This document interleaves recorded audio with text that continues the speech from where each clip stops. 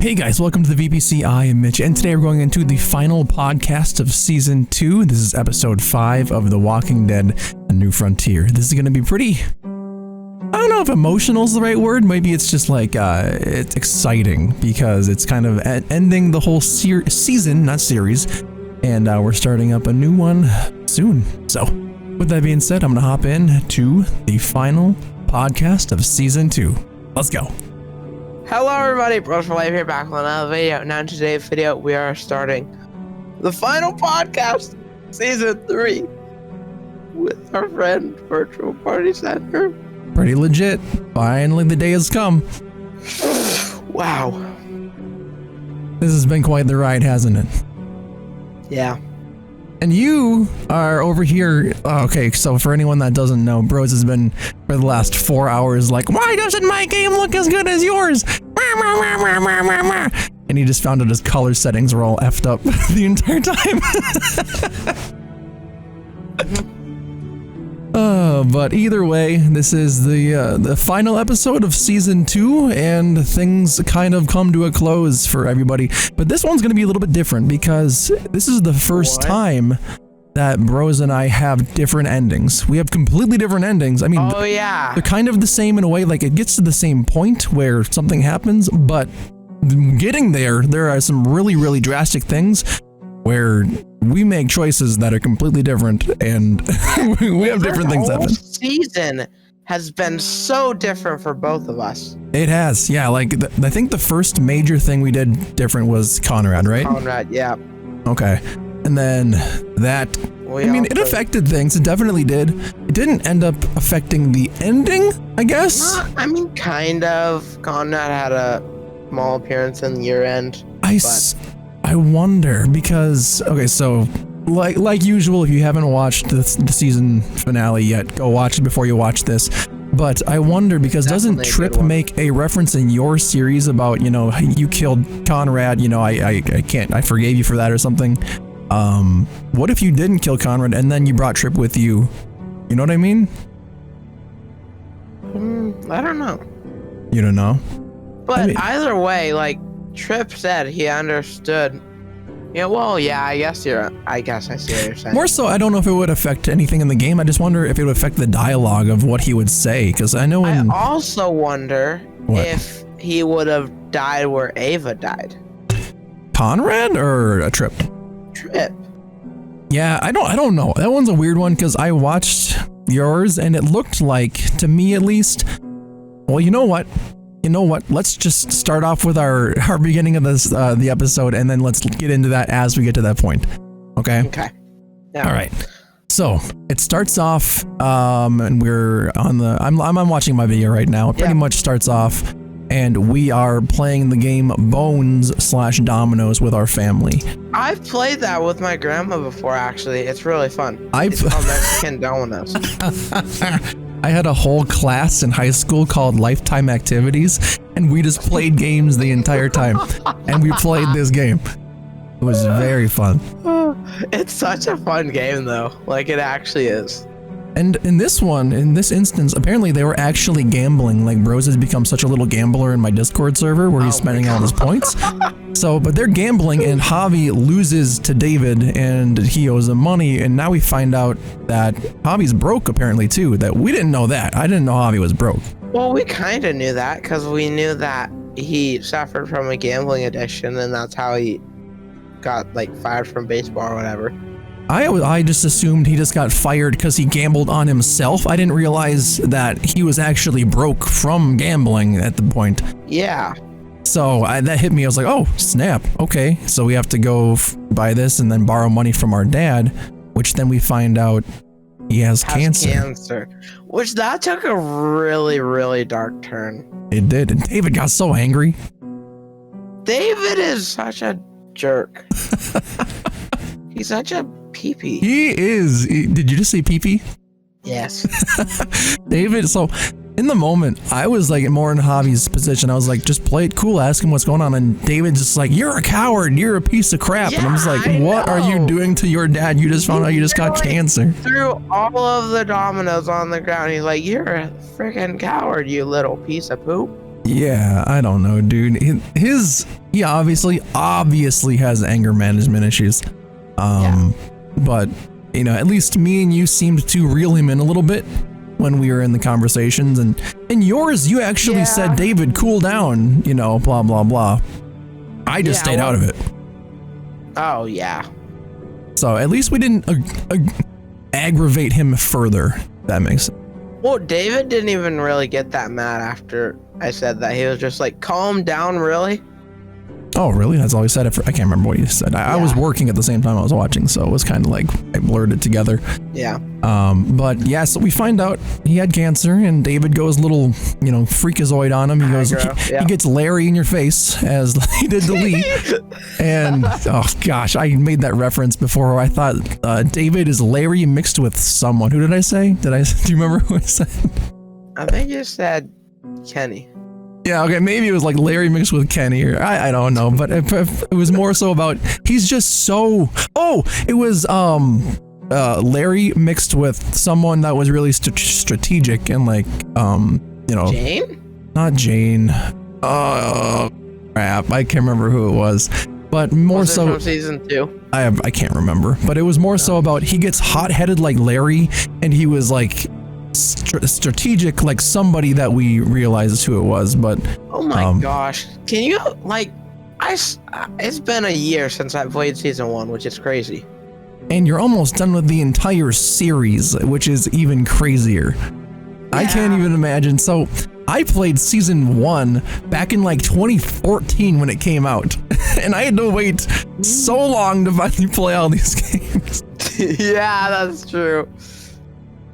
Oh my goodness. A quick FYI for people who are watching. We're actually recording this podcast the day we released the finale, so. Right, May 2nd, 2021, we're recording this, which is, we were kind of waiting, because we didn't want to record the final, because we didn't know if we had different endings. We wanted that to be a surprise for each other, and we did, which was a crazy cool circumstance. So we kind of waited until everything came out, until we kind of reviewed it, but yes, this is intense. So we find out Dad has cancer.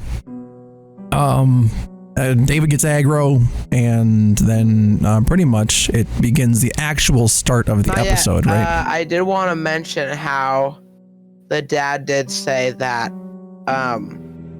he wasn't. So I told him to fight, and after that he was like, I'll try my best, but if he's like, soon enough I'll be a name carved in stone, right, whether you and David can handle it or not. And he was saying that I want you guys to, no matter what, be brothers and stick together. So that kind of plays in later on in this finale. It does. Yeah. So the conversation here also plays into something that happens in my final episode as well, but it's different than what happens in yours too. So something that his dad says is when David leaves the room and tells you to be brothers, he tells you to be like good and comrades or whatever. He says, legacy is all that we leave behind, so we have to make sure. Yeah. And then later on at the end of my playthrough, something similar is stated by somebody, but it kind of made a full circle. I thought it was really cool, and that's what I named my final episode was Legacy, because I thought it was such a cool reference. But still, so pretty much the dad wants us to be brothers and love each other no matter what, which plays into something later. But then the actual episode starts, and we pick up right from where we left off, where Kate exploded the wall. And what were your first thoughts when this was kind of happening? Well, okay. As I said in the last podcast, I was so convinced that she survived, which she did. But so I called it there. But yeah, so it starts off with Javi screaming Kate, and then all the walkers come out, and pretty much Javier instantly bolts towards the truck to make sure Kate's okay. And then there's two guards of Richmond firing at him at the same time. So what happened? I paused it. Hold on. What? Just hold on. I'm gonna send a picture of it in the Discord. I paused it in this moment. I sent it. Okay, there you go. I'll show it on my screen really quick. Okay, so I just paused it on this face right here. It's when he's saying, Kate. What is that? Okay. Okay, my lap is over. I was just enjoying that for what it was. Okay, continue on, bros. Okay, so he's being fired at by these two guards in Richmond while he runs over to Kate, and he takes cover behind this really like unsturdy, like it's like a caution type of thing. Oh, the barrier, right? Yeah. Yeah, the barrier. Okay. And they shoot it. The two guys shoot at it, and it somehow doesn't go through. Yeah, they're made out of cement. Oh. Yeah, that's why. That's why it didn't go through. Okay, well, Javier was being smart, and he shot through, and he shot one of the people. Yep, they ran away, and then you were able to go get Kate, and when you finally found Kate, there's no one there because she got out, which creates a little bit of a problem in a few minutes after this. So she gets out. Oh, I know what you're talking. Yes, Yeah. so everything happens. We find out Kate's not there.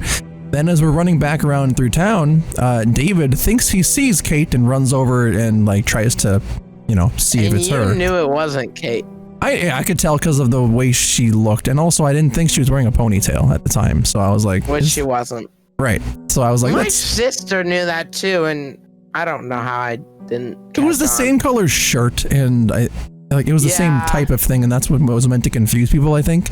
But in the moment, I was like, that doesn't look like her hair. It's not her. So David was confused, and so were you, but I saw through the ruse. I was kind of confused, but I was like, that doesn't look like her, but that's gotta be her. So I don't know. I was kind of in the middle. Right.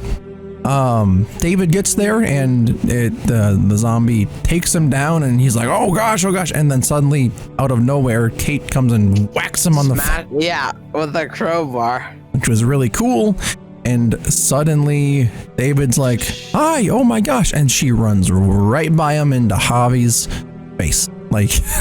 Oh wait, she didn't hug you in yours, huh? No, me and her were pretty. Yeah, and mine, she walked straight past David and gave me a whole bear hug. Yeah, I bet that felt nice for David, and then a little bit later when you're like, we're in love. We love each other, David. Accept it. Yeah, we'll get there. And we'll get there. Yeah, but still. Okay, so after we do all that fun stuff, we go and see Clem and Gabe, right? Yeah, but okay, I just want to point out, after I saw Kate was okay, I started freaking out so much. I was like, I called it. I saw that. And then it switched to Clementine teaching Gabe the sweep knee trick, and I was like, yes, she's teaching Gabe. You had a little stir crazy there. But it's all good because it literally she is showing him how to survive. Kate survived. Everyone survived that was supposed to survive. There we go. It's all good. You got excited about it. How can you not get excited about that? Come on. Right. No, I was underwhelmed. I'm not underwhelmed. I was just like not in the mood to be excited, I guess, and I just. Yeah, because you're I don't know the word. I'm a what, bros? I don't know. I'm a what? What am I? Come on. Love you. Love you. All right. So we saw them doing that stuff, and then after that, I actually don't remember what happened. So I gotta zoom ahead here quick. They get inside, and David starts screaming. Right. Oh, it's different. It's different for me here. and you. So you go ahead, tell us what happens in yours quick, and then I'll go over mine. Okay. So, Gabe and Kate start screaming at David because he shot Joan. Right. And I was like, okay, David, I don't think you should have gone that far. He was negotiating with us and saying we could go. And then, yeah, David's like, okay, come on, Gabe. Don't walk away from me. Because Gabe walks away and hides behind Javi. And then I'm like, he's not a child anymore. And David just gets all mad at me. Bro, David and yours so pissed at you and everybody. And oh my goodness. He was 10 times. You had a better relationship with it. Yeah, he was 10 times more angry at you guys in your playthrough than he was in mine. Like, me and him pretty much got along, and same with Gabe too. It was weird. Yeah. I don't understand it. I also think Gabe wasn't even that bad in mine. Now that I look at it, like there were some times where he made me mad in yours, even though I didn't even play it. He made me, especially when he's like, what you're talking about. Oh, the stupid. There's multiple times where he made me so angry, but I don't know. I think for the most part, he was okay. I think the part that made me the most aggro was when we were was when what? Go ahead. What do you think? He blurted out. Blurted out what? What we did to Conrad? What we did to Conrad. That's why you shot Conrad, huh? It's like, are you kidding me? Yeah. You piece of crap. And then in mine, that didn't even happen because obviously I didn't shoot Conrad, and he like was being okay in mine. It was weird. Yeah. That yours was so different. And all that happened, the only reason that happened is because I told Gabe that his life was precious.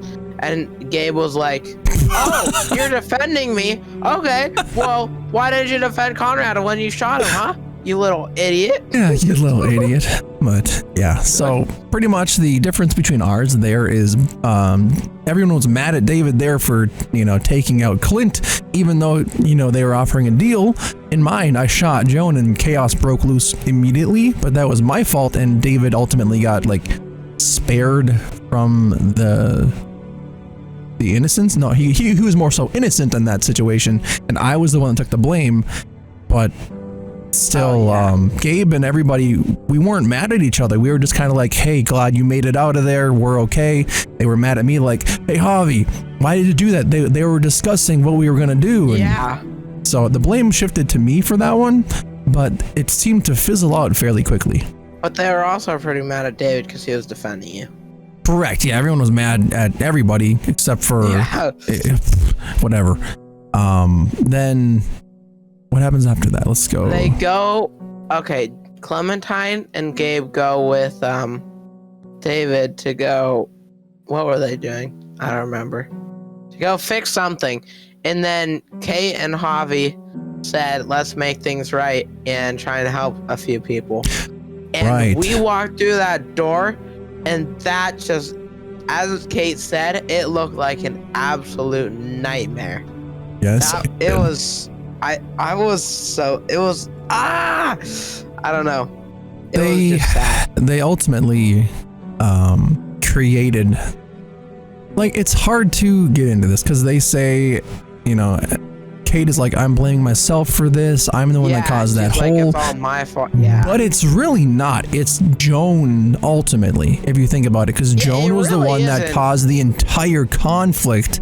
And without Joan doing that, none of this would have happened. So Joan is the one to ultimately blame. Kate is just taking the personal note of it, like, I did this stupid thing, drove the truck into the wall. But none of it would have happened if Joan wouldn't have been meddling where she was not supposed to meddle. But you realize the whole thing started because I think it was because we figured out that she was storing supplies, right?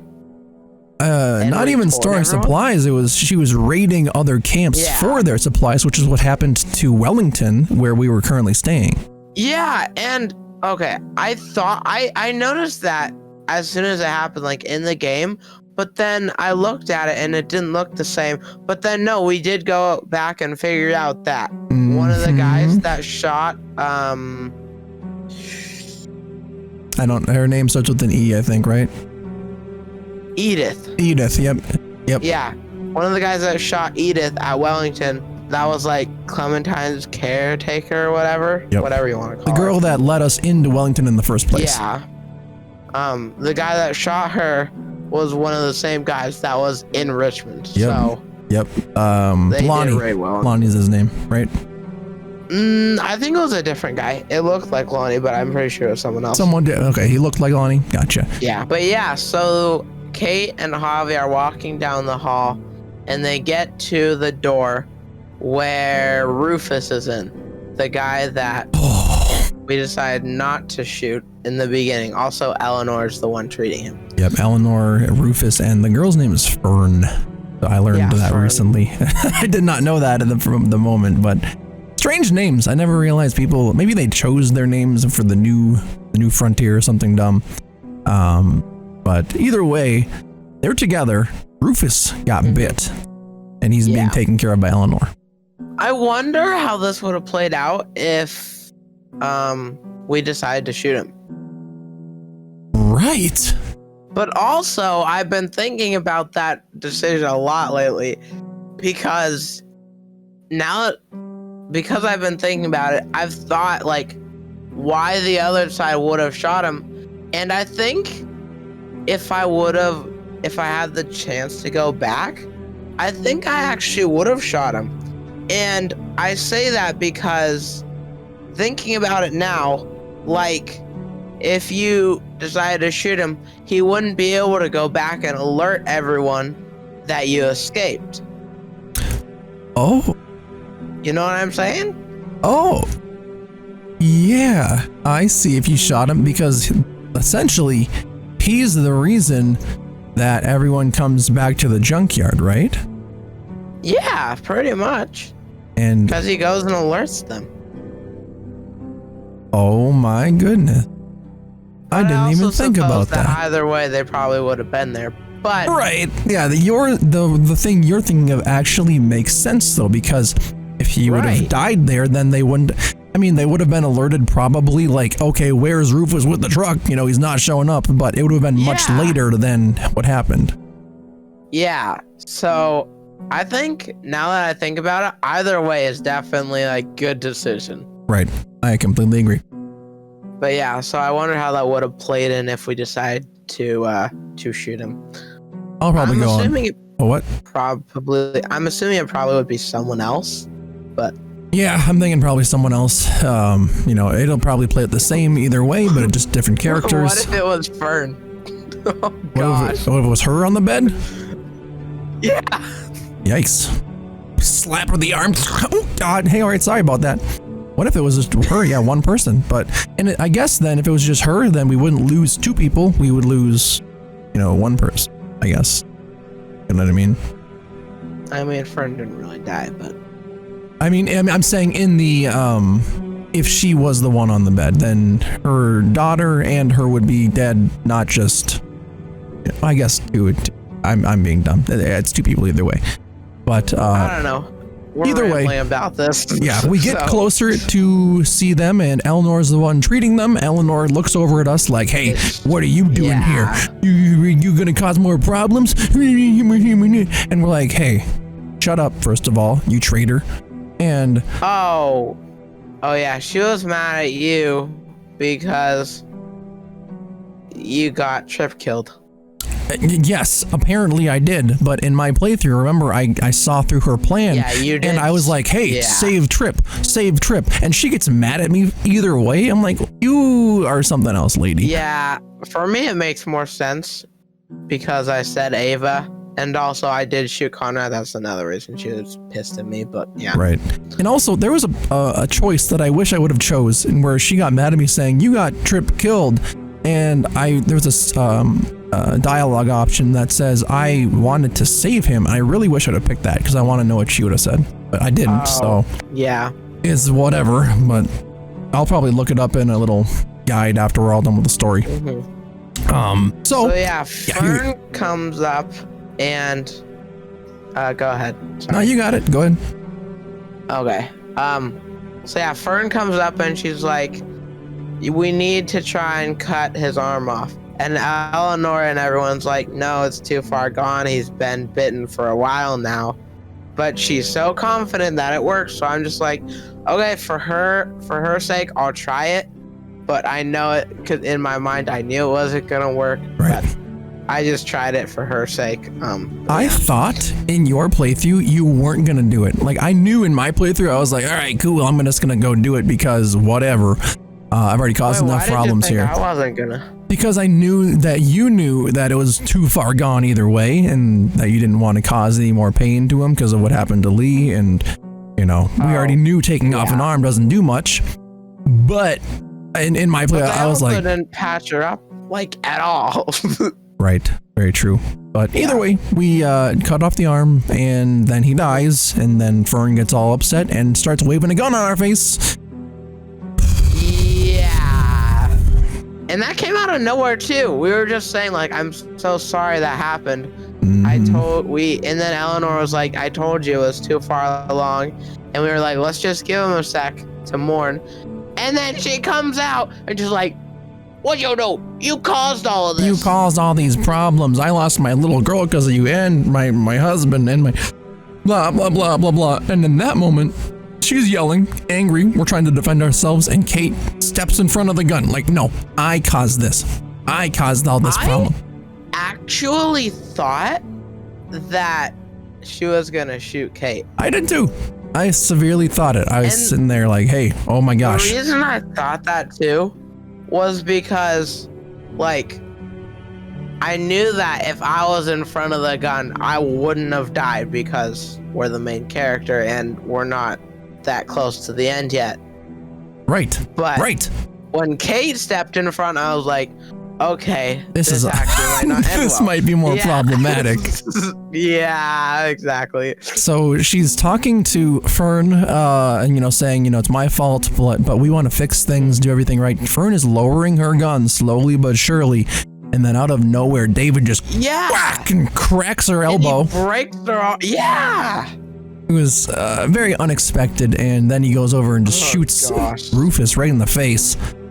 And he was turning though. Yeah, I didn't catch that in mine. I didn't catch it. I thought he was still alive for a second, but in yours, you caught it. You were like, oh, he's turning. That's okay.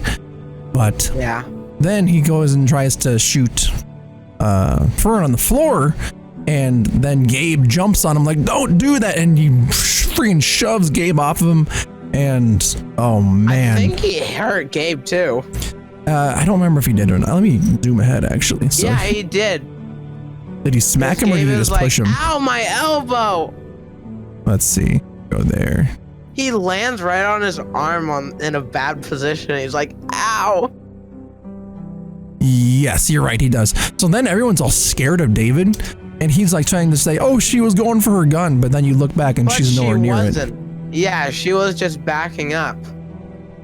So David at that point, we're all like, okay, David, you're kind of scary. And oh my gosh, I paused it at another. Why do I keep pausing it on these moments? Why do you keep pausing it? Well, no, I'm just zooming through. He looks like a ghost. Oh no!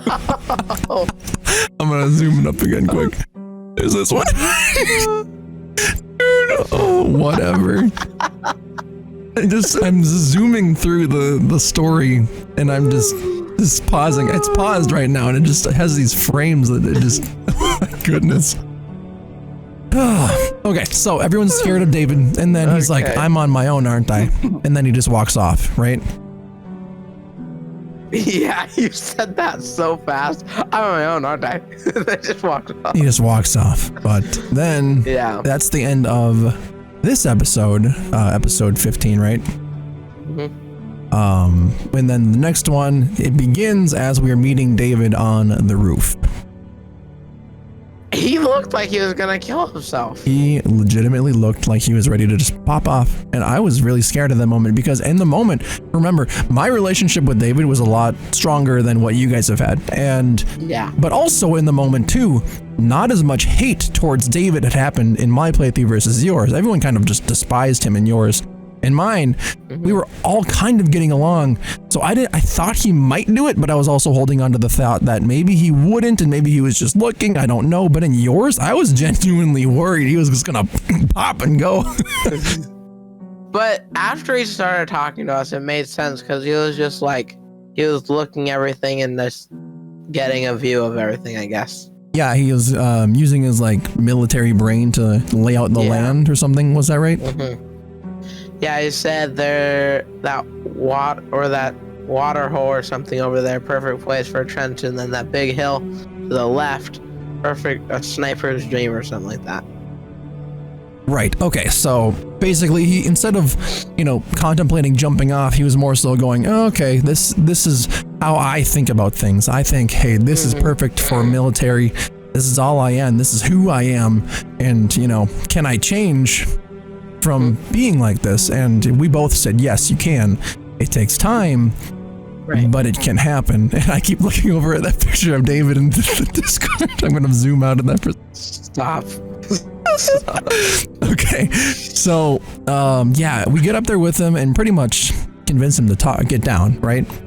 And then kind of an awkward moment comes up for us after. He was also saying that he was saying that he wants to you said change, but specifically he wanted to become more like Javi.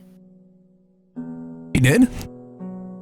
Yeah, he said, I wish I had your heart sometimes. Oh, right. He was more so, he was like saying, I kind of took it as like he likes who he is, but he also wishes that he wasn't like that sometimes and was able to be more considerate and open and gentle.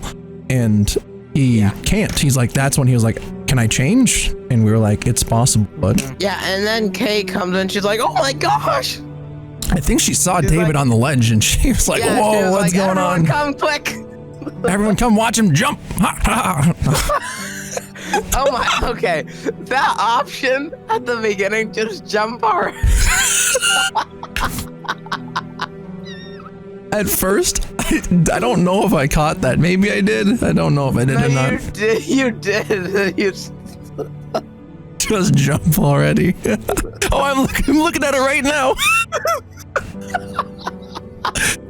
But yes, I'm very, very concerned if someone actually picked that and he was like, okay, bye. Oh, jeez. So, yeah, we convinced him ultimately to get down, and then everyone comes up along with whoever we didn't save or didn't choose to save when we chose to pick someone to save. So for me, it was Ava.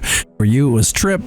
Pretty awkward, but for you it was. For me, we still acted like we were best friends, which was weird. Yeah, and it was also weird too because I had a plan and I knew what was happening. I knew that she was gonna freaking lie, and in yours, you actually didn't know, but then Trip was like, hey man, don't sweat it, it's all good, whatever. In mine, Ava was like, if I had to choose between you and your brother, you wouldn't want to be hearing that choice. I'm like, oh, okay, thanks. Yeah. So, yeah, it was really interesting, but I told her the truth of what happened. I said I saw her through her plan. She didn't believe you, did she? I think she did. I think she kind of believed it, but Trip, he called you out and said, hey, don't lie to me. BS, yeah. That's what happened with that. But yeah, Trip was really nice, and he was like, I just can't shake this feeling that I'm in shoes that don't quite fit. And he's like, I keep trying to put myself in your position about Conrad and all that. I keep wanting to say that I'd love to say that I wouldn't have shot him in your position, but I can't. I understand what you're saying and going through. If it was my family member being threatened, I would have shot him in a heartbeat. And then he was like, geez, I shoot him twice just to make sure the lesson stuck. So he definitely understood, and I felt so good that I had Trip there. Right, yeah, when you said, or when I saw what happens when you have Trip there, I was kind of like, oh, this is pretty cool. And I didn't realize it was going to be so... It was weird, because in your playthrough, Trip and Eleanor were both kind of like, we'll never trust you again. You are not in this group anymore. You're not allowed here when they found out you killed Conrad. And then suddenly Trip at the end's like, hey, whatever, dude. Cool with me. I'm like, oh, that was such a switch. I wasn't expecting that at all. So, it is what it is for my playthrough. I still enjoyed it thoroughly. Man, I can't wait to do once we're done with season 4, the tier list video we're gonna be doing on all the characters. That's gonna be fun. That will be pretty prime. I'm excited for it. But yeah, continuing on our story, we pretty much decide, okay, guys, what do we got to do? You know, how are we gonna handle this? And we decide to go find the cars in the garage. Ultimately. But we have to get there first, so we hop over the roof, which I thought we were gonna fall, like from jumping onto that like stairwell type thing. You know what I'm talking about? We're gonna fall on. Oh, that the thing that you sent the video of you smashing your head into. Okay, for those of you that haven't seen what I'm talking about, I'll play that in the podcast. Yeah, I'll play it right now. Okay, so then after that goes through, there you go. But yeah, I thought we were all gonna fall there because when it emphasized when we jumped in, like it landed, it was like, and I was like, yeah, it reminded me of the same scene from season 1 with Ben and Kent. Yes. I thought for sure that we were gonna fall, and it didn't even really highlight that. It showed Javi and then one other person jump, and then it just. It's like, all right, next scene. Yeah. So I was like, whatever. We're starting to head over to the car area, and to get there, we had to go on a highway overpass, and I'm kind of starting off from that front. David was like, "Hey, why do you think Kate hugged you?" Oh, as we were walking there, right? Yeah. Yeah, and in yours, you just stayed silent, didn't you? Well, I was gonna say ask yourself, and then it timed out. Okay, so I said the actual you ask yourself, and then he just says, it's weird. That's all I'm saying. I'm like, you don't know the half of it, buddy, especially in Bro's playthrough. So yeah, if you guys haven't watched mine versus Bro's like entire thing, in my playthrough, I was pretty distant from Kate a majority of the time. I thought, hey, you know, it's my brother's wife. I'm not gonna do anything, you know, blah blah blah. Bro's on the other hand. Oh, yeah, okay. Bro's on the other hand was like, I'm gonna swoop in on this action. So. Ta-da. So, you know when we were going up that, like, the scrap piece of metal, the metal bridge type thing? Mm-hmm.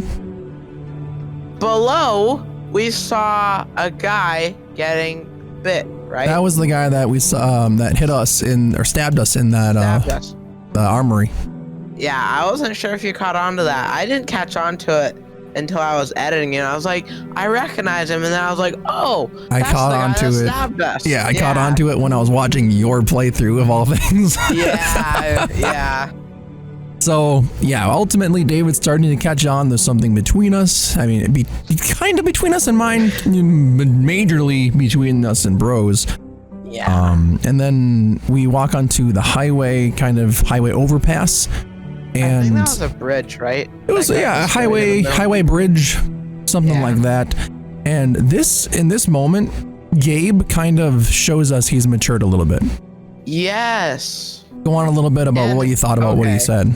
Well, okay. So Gabe has obviously still been a jerk in my playthrough, pretty much. Mm-hmm. But I don't know. I kind of saw this, like what he was saying, as a sign of like maturity, like a apology, okay. But I understand he said that the same thing to you, but yeah, I took it as a different approach to it. So okay, so you thought it was more like an apology. I'll let you go ahead and describe what he was saying. So you thought it was an apology, or like him saying, you know, okay, you know, I know I've been a butthole to you, but I now want to be like you, kind of, in a way. Yeah. In mine, it was more so like, I thought he was just, you know, maturing and becoming more of like the person that he wanted to be, because both of us in a way have never made him make his choices, I guess, except for the few in the beginning when it's like, hey, we're gonna stay the night here. I'm like, no, you can't, but you said yes. And the stupid trailer park thing or whatever, the junkyard, he got so mad at you about he did. And I'm like, okay, dude, it's not safe, but whatever.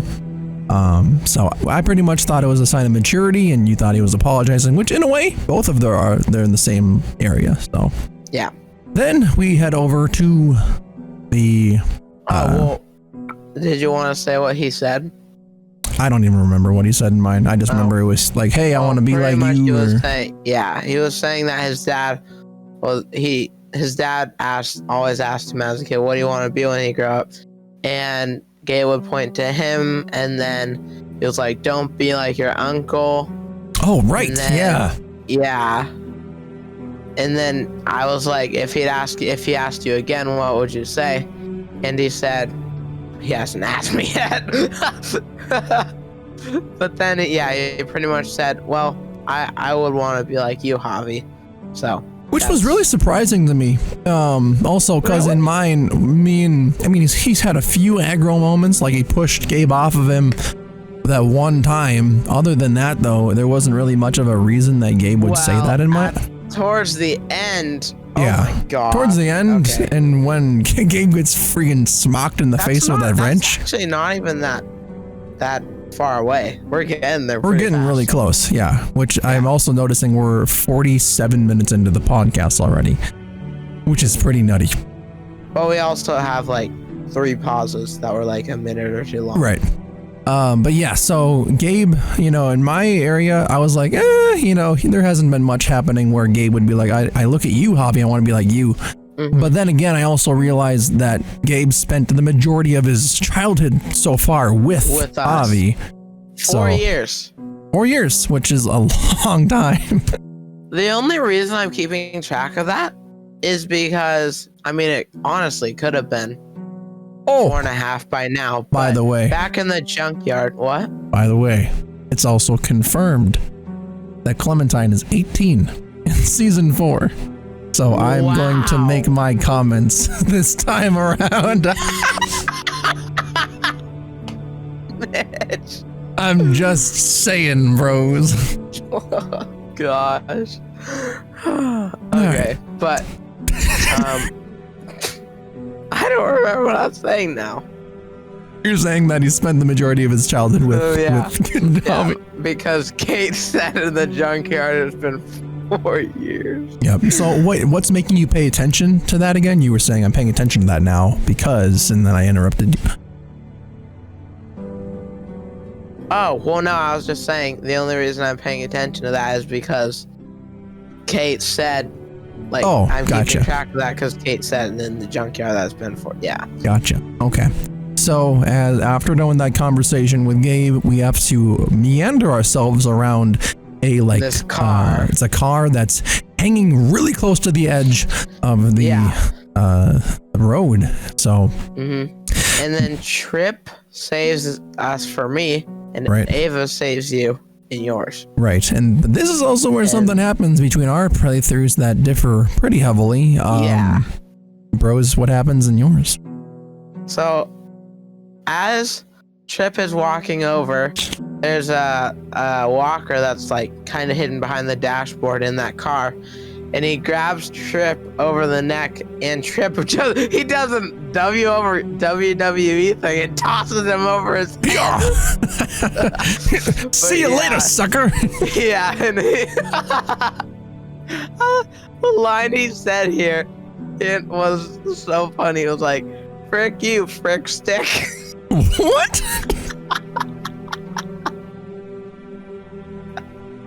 Frick you, frick stick.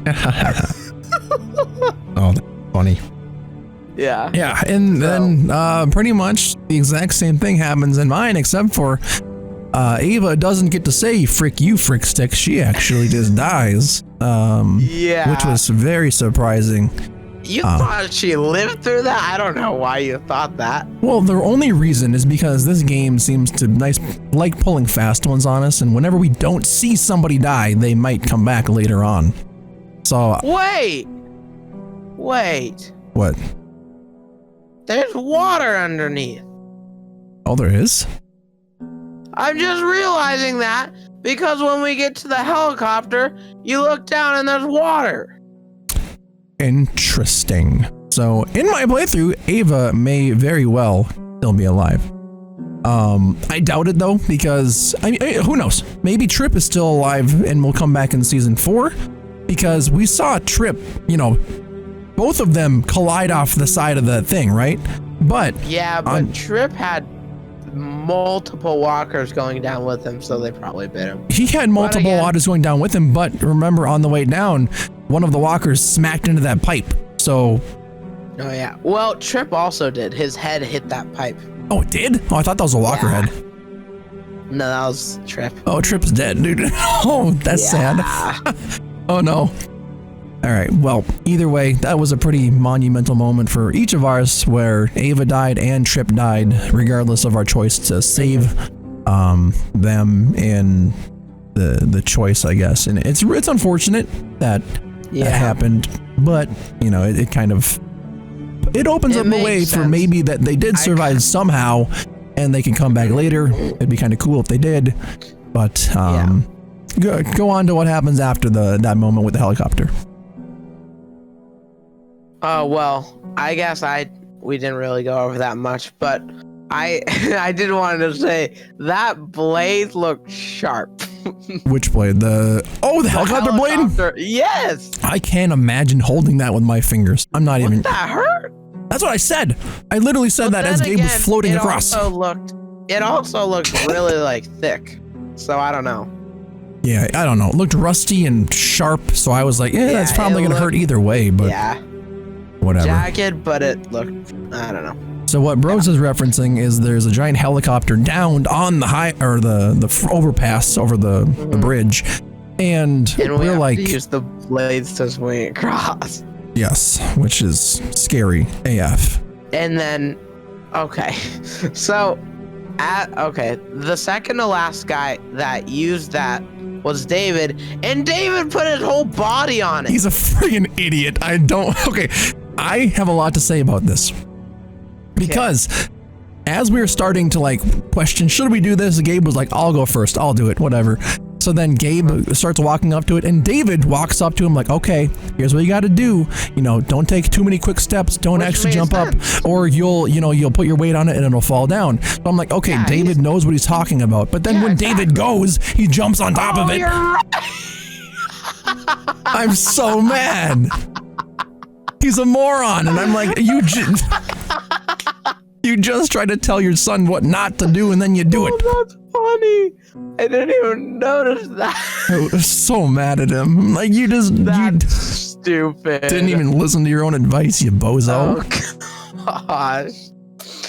Oh, man. Whatever. Okay. But David causes the thing to collapse a little bit, so then when Javi goes on it, we end up falling and the whole helicopter blade collapses. I started freaking out. Yeah, I think that was the most I've seen you freaked out in a game. You even said, I'm getting anxiety right now. Yeah.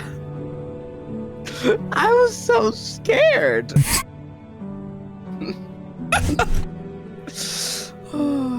So, in the moment though, besides being scared, what did you think was going to happen if we, couldn't get back up? Because it crossed my mind that we couldn't get ourselves back up because there was a walker right there. Did you ever think about what would happen if you fell or no? Honestly, not really. In my mind, I somewhat thought we were gonna have to drip ourselves down or something, climb down slowly.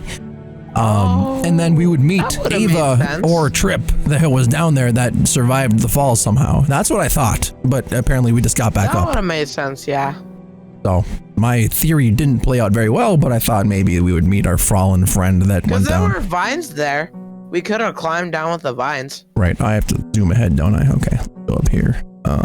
But yeah, so then for me, Trip is the last one. And oh my gosh, Clem is so sweet. Clementine. Yeah. She's like, we have to go back for him. Oh, we missed something major. I'm totally sorry. What? It was before we jumped on the helicopter blades, and Clementine was saying, did David really have to leave him? AJ. Oh yeah. Yeah, sorry, I totally skipped over that. Where, and then suddenly David is overhearing us and said AJ was a brat. Yeah. So, yeah, I've been talking a little bit. My throat hurts. I'm going to get some water. Go ahead and explain. But then he said... Yeah, go ahead. He said at the end, he was like, oh, I missed that brat, which was really But right.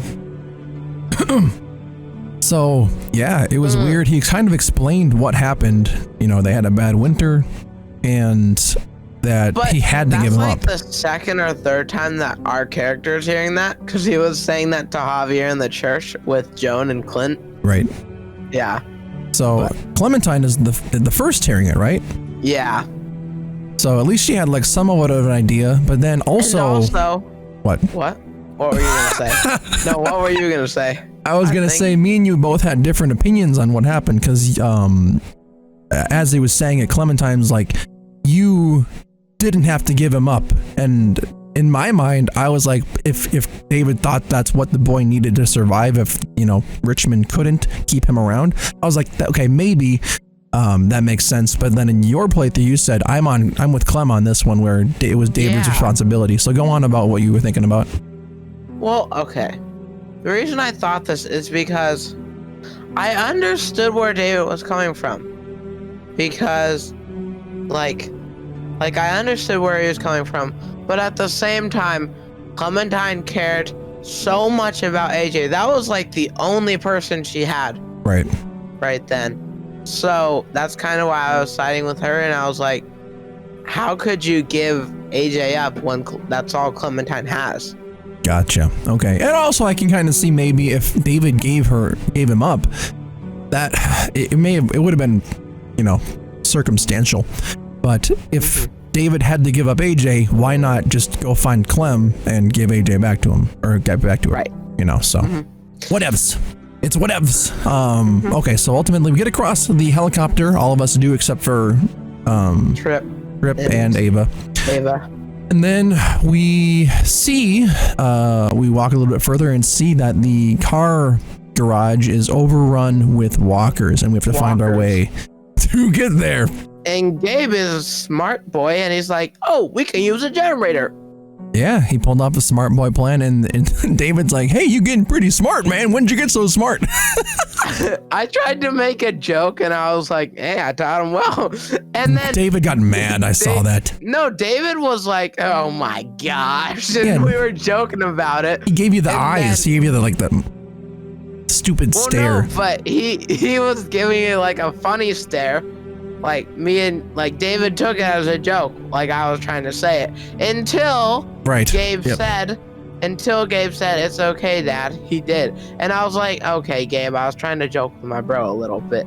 Yeah. And then whatever. I just let his dad talk to him because I didn't want to interfere. Yeah. But whatever.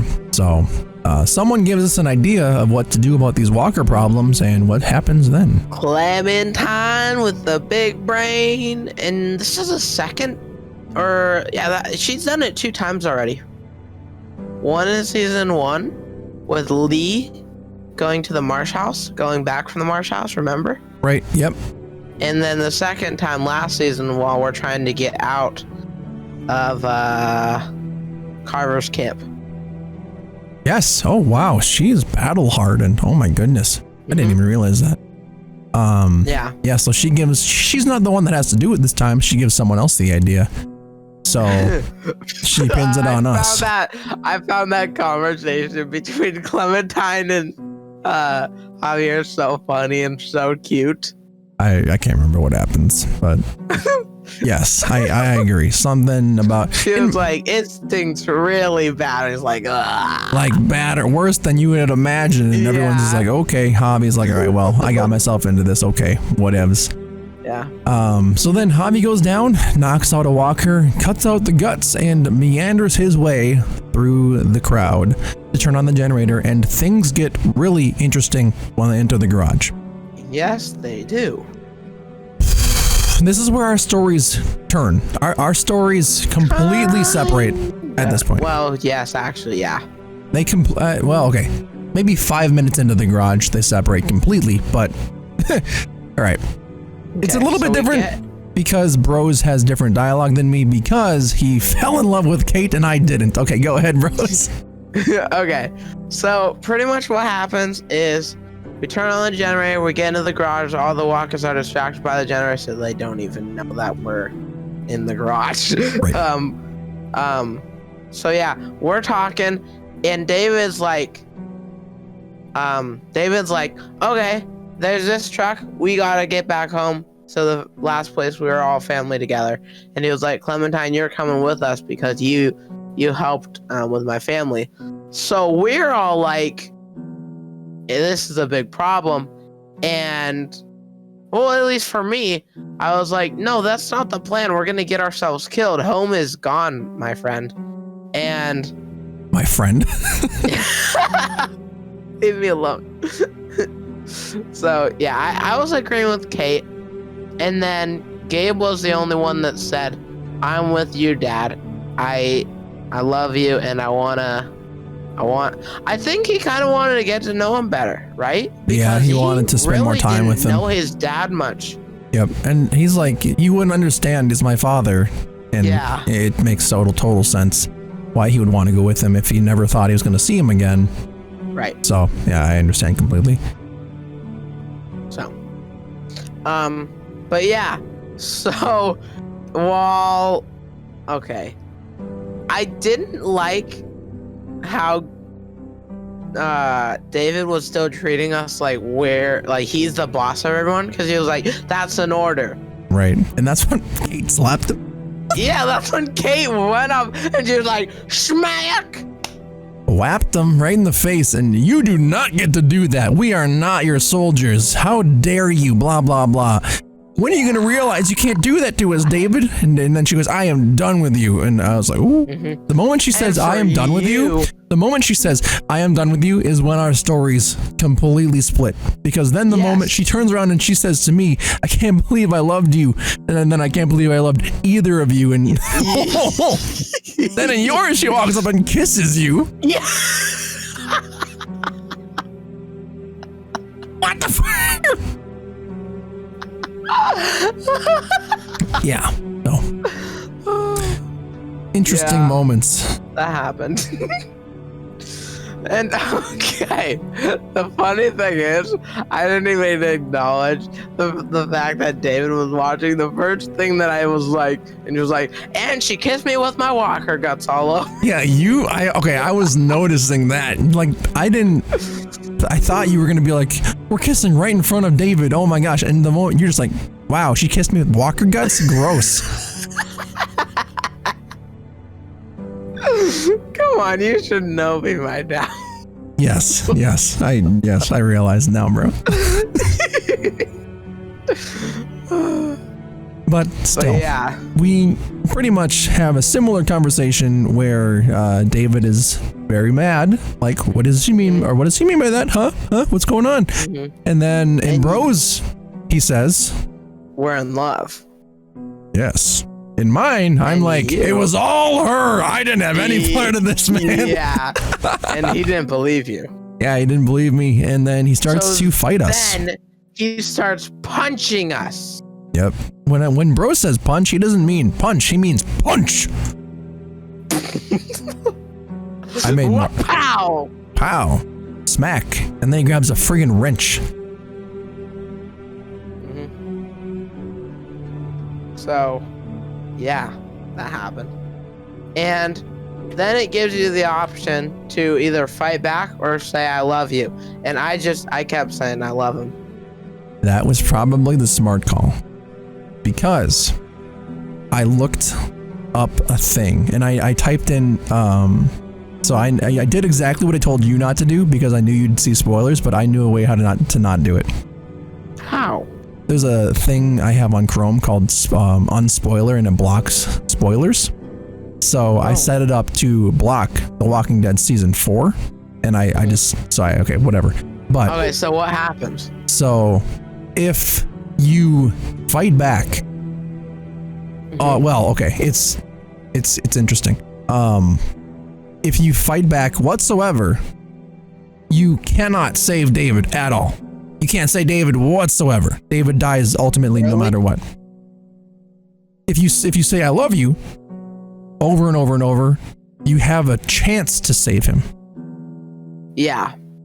Okay, so this kind of goes into what happens after this. So I'll kind of wrap it up with the conclusions. So David's fighting you, smack. Then Clementine like pulls a gun and she's like, stop, and points it at David's head. David stops, and then we realize the walkers are coming towards us, and we have to go back inside the garage. So we do.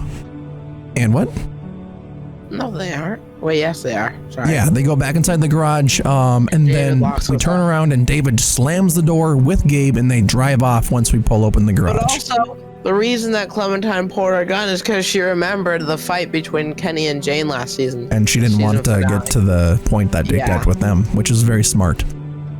So, as we are now on to the final episode of the series, I just noticed that, essentially, so David and Gabe drive off on their own, and we are left with the decision to save Richmond with Kate or go after Gabe and David. And it was a weird thing as well. And I can explain what happened with Clementine and why she made the choice that she did to go with you or to go on her own. You can? Yeah. Okay.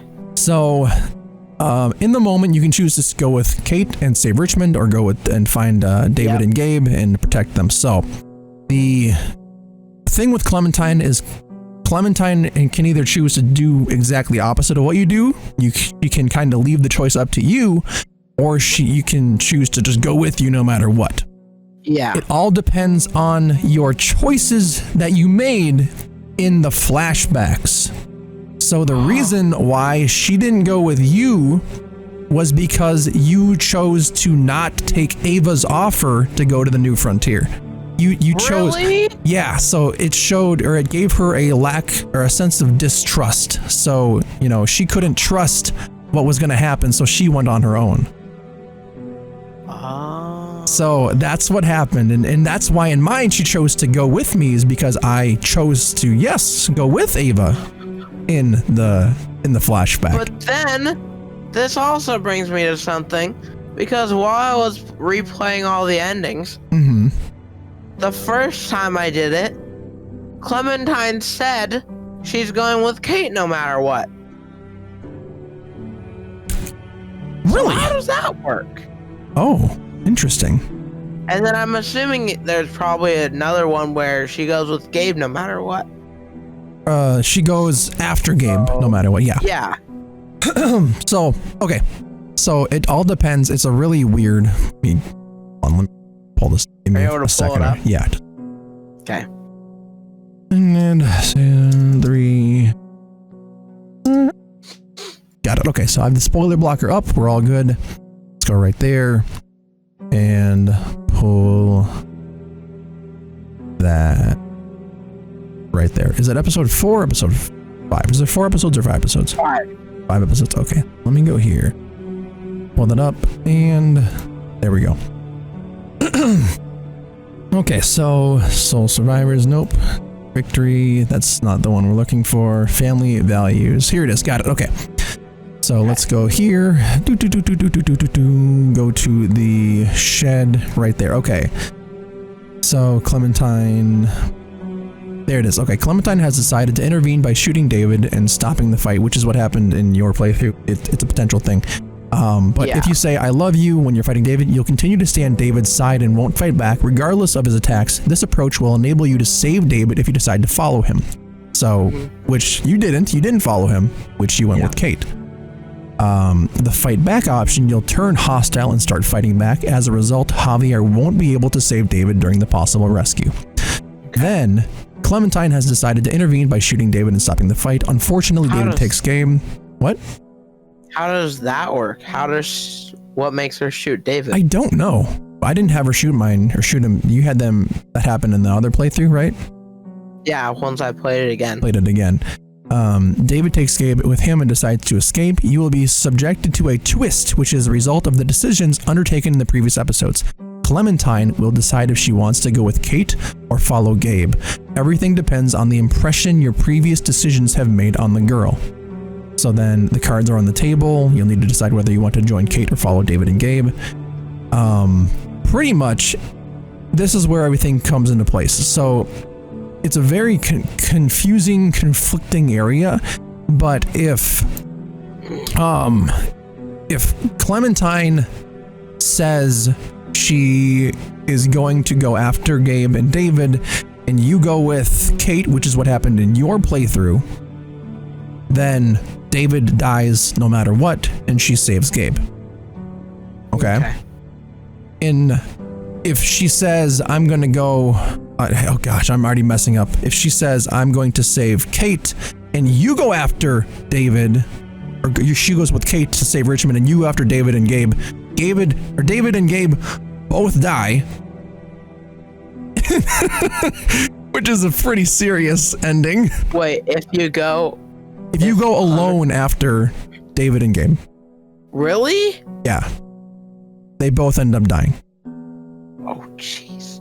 Yeah. David is bitten and dies, and Gabe is bitten and dies. But that also would have happened for you if you decided to go with Kate. Correct.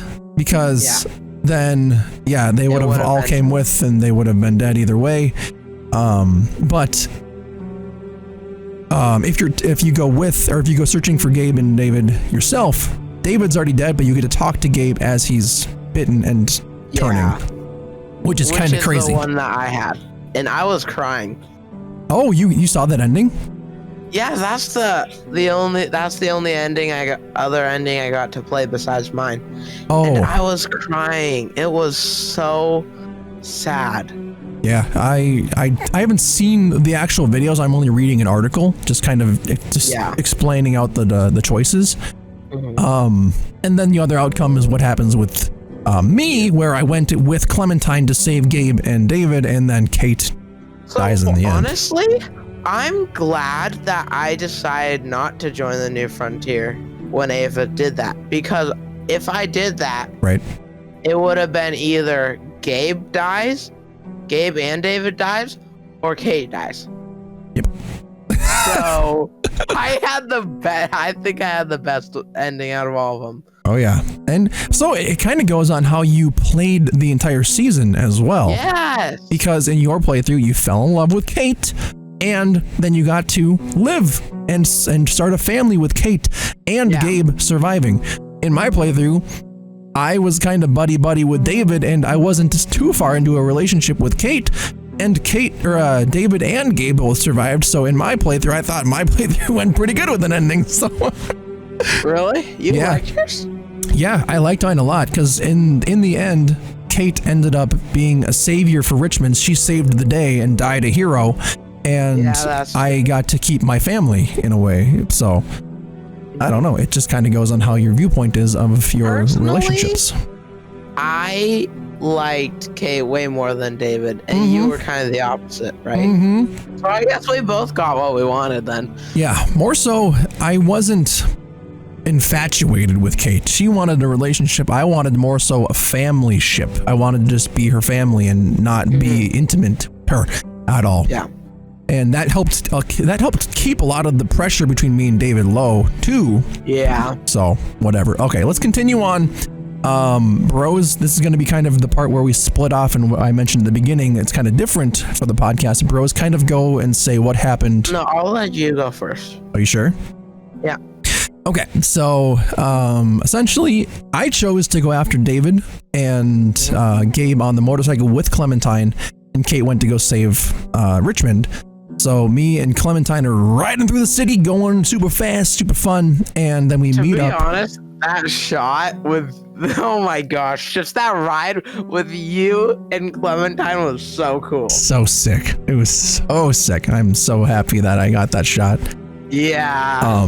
So then we're driving through there, we're following the walkers on the ground, and we find David and Gabe crashed in the car, and walkers are surrounding them. And I got to do some of the freaking coolest battle boss with my bat ever done, and just ding, ding, ding, ding, smash. And with me, okay, I liked your ending more. Like I liked the ear action more. Oh yeah, you got to ride on the bulldozer, right? Yeah. Oh, I'll let you talk about that in a second. Yeah, so I see what you're saying. A lot of riding through the city motorcycle. We get there and I start smashing zombies on the friggin' head with my baseball bat, making the ding noise every time I do it. It was so long and so cool too. You did it for so long. Yep, and the last zombie that I smacked, if you pay attention, I hit him on the head, his eyeball pops out. It was really cool. But then we get there. David and Gabe are both still alive. And I have the talk after everything is cooled down. But David is kind of walking away saying, it's over for me. I don't want to. I don't belong here. I can't change. And then I get to do the famous line that I referenced from beforehand, and it's, legacy is all that we leave behind. And who are you going to be, David? And then he just walks away. And that was kind of the end of the interaction with David, is I let him know, hey, who are you going to choose to be in this life? You're going to leave something behind to make it count. Yeah. It was really cool. And then we get back to Richmond, and I'm going to let Bros describe what happened in his series of events right there. Okay. So pretty much what happened with me is I decided to go with Kate and save Richmond. On our way there, we find our friend Jesus, which you do find him as well, but that's in a little bit. So yeah, me and Kate are... Okay. Me and Kate are on the bulldozer, scooping up zombies, chucking them everywhere. I have an AK-47 blasting all the zombies away, which that was another insane shot. Yes, it was. I loved that.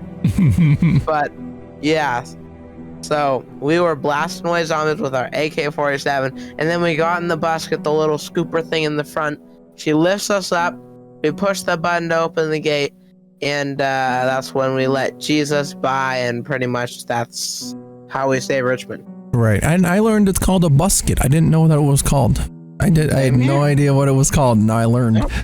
Nope. So yeah, basically, essentially, the difference is, we have to get back to Richmond somehow, and with Bros' way, he goes with Kate and blocks the actual entrance for the walkers that are coming in that was caused by the explosion. In mine, I go after. Or to beep. I heard. I followed Gabe and David and saved them while Kate was doing the rescuing herself, which I'm assuming in mine. Oh, obviously, okay. Kate dies in mine. David dives in Bros' gameplay. Yeah. While I'm doing the saving of David and Gabe, Kate gets bitten. Well, Bros is saving Richmond with the bulldozer and Kate. David gets bitten and dies. Well, Gabe is saved by Clementine and gotten back to Richmond. Yeah. This is where we pick up where we all get back to Richmond, and we're trying to get the herd out of there with Jesus that Bros was describing beforehand. Yeah. And when you saw Jesus there, what did you think? Because at first I didn't know it was Jesus. Neither did I until I saw his face. His beautiful face. This beautiful man's face. He goes, his man bun too. And he had like freaking armor on. Yeah, that was sick. So that was so cool. We get back inside, and in your playthrough, you actually put the bulldozer back in the spot, or you put the car there, blah, blah, blah. Yeah. In my playthrough, I didn't know what had happened, but I returned back to Richmond and I saw that Kate got the bulldozer back to that spot on her own. Yep. But it came at a cost. Well, we're looking for Kate, and we see her as a walker walking around, and we have the choice to either shoot her or let her walk away. I was watching your playthrough and I was just, I was so shocked. It brought back some feelings. I actually felt sad in that moment. And I said, you looked like you were gonna cry. Yeah, it hit me because it's like this person that we were like being with the entire story.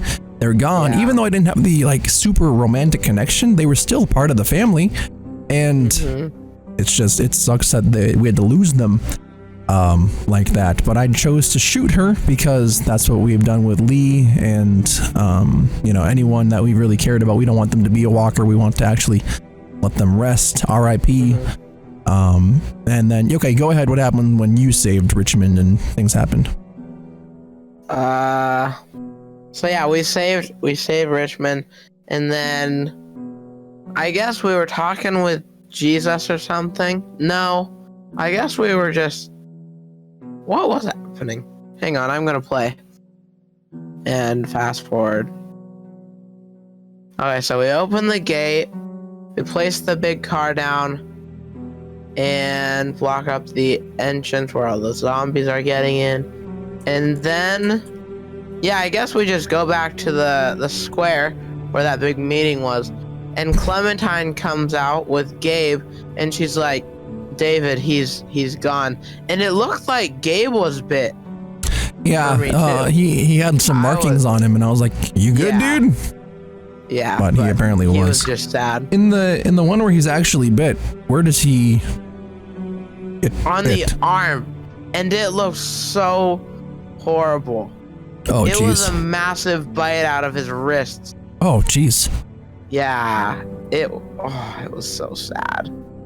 Well, that's pretty much the. I'll probably upload that ending just separately because the other endings are not that different.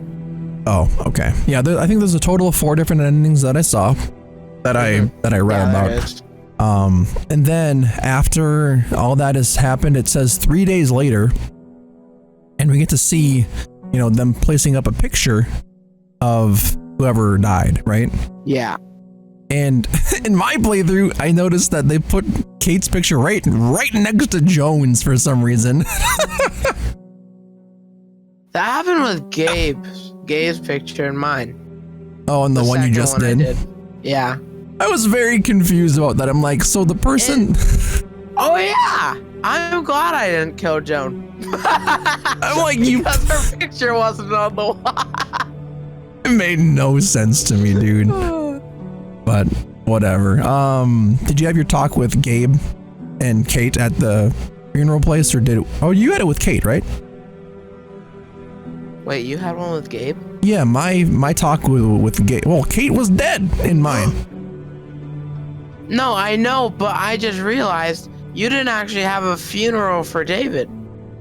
Did you? No, because David's still alive. Oh, yeah. David's still living in mine. Me and Kate went to a small funeral, and we were talking about how Kate was saying all David ever talked about was he was so army. Sure that he was so sure that he would die in the field, and then he was like, all I want to be buried. I don't want my body to be buried. I just want my dog tags. Yep, I get it. That's when people in the military, they're like that. They're just like, my life is my service or whatever. Yeah, so we buried those, and then... He leaves the ring. Yeah, she left the ring there. And I said, tell Pa I said hi.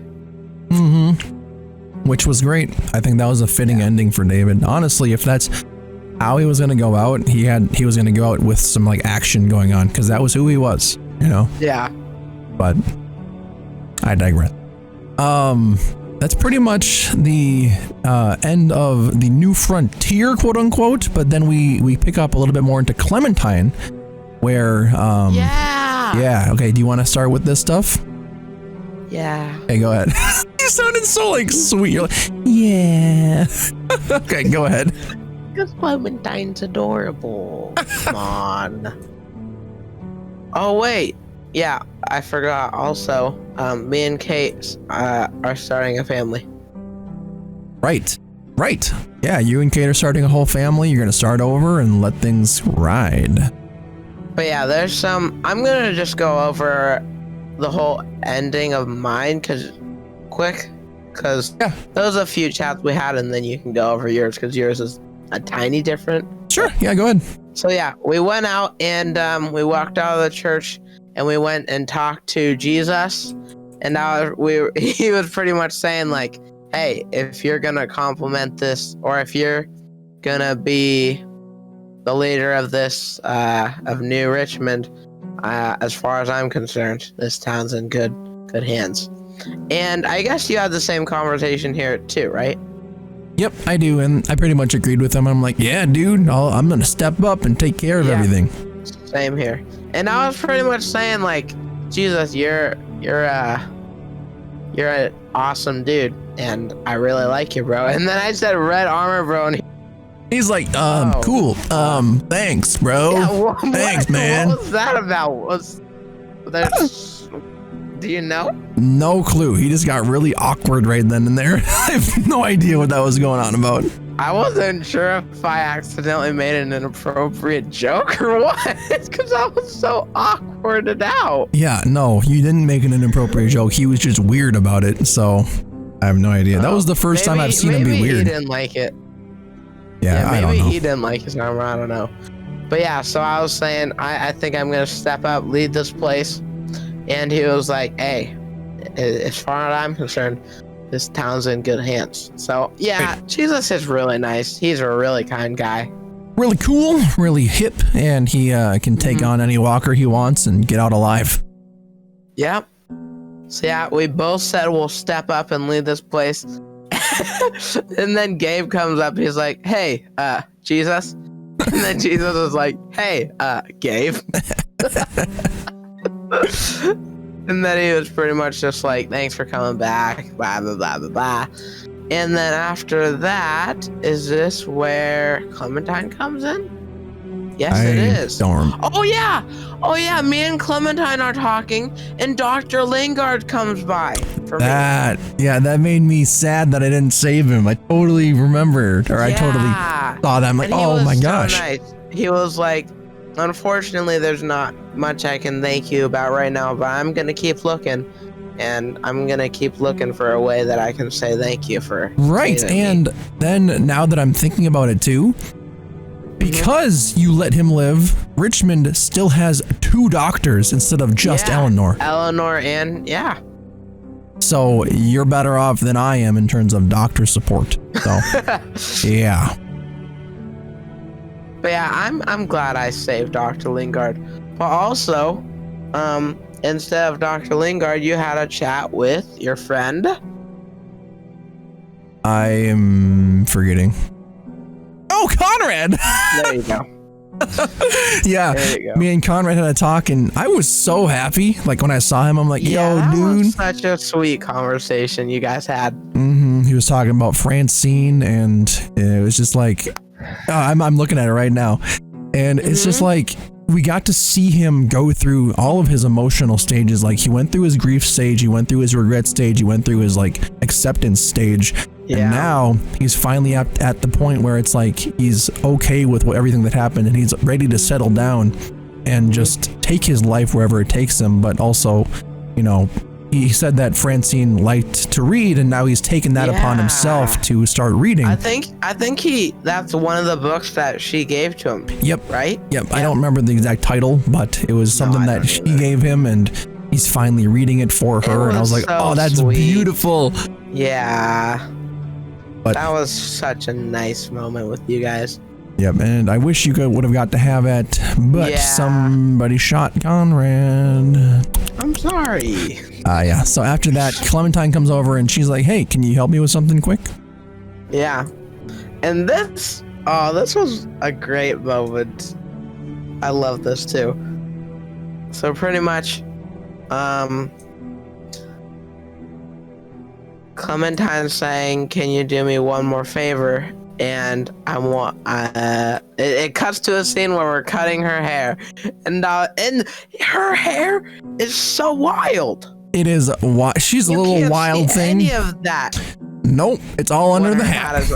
Holy crap! Yep, I mean I'm wearing a hat right now, and it's covering a lot of my hair too. So now thinking about it, I know why a hat hides so much if you let it. Yeah, it really does. But she was talking about, you know, does AJ remember me? Does, you know, was I a bad mom? Was I a good mom? You know what I mean? Yeah. What were you thinking the entire time?